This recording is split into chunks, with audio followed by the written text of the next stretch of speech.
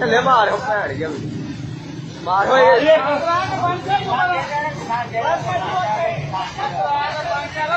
दंदी बड़ी हो दंदी कितने हो बड़ी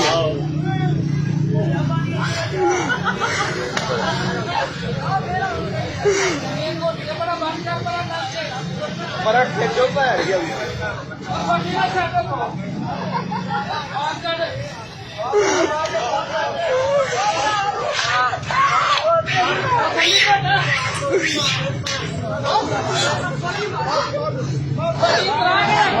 मारदा नहीं भैन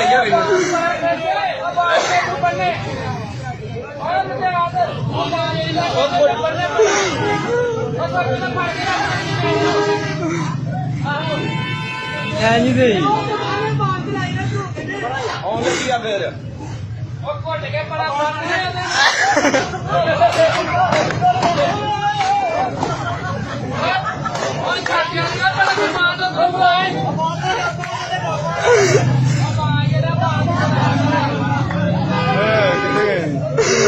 नमाज ने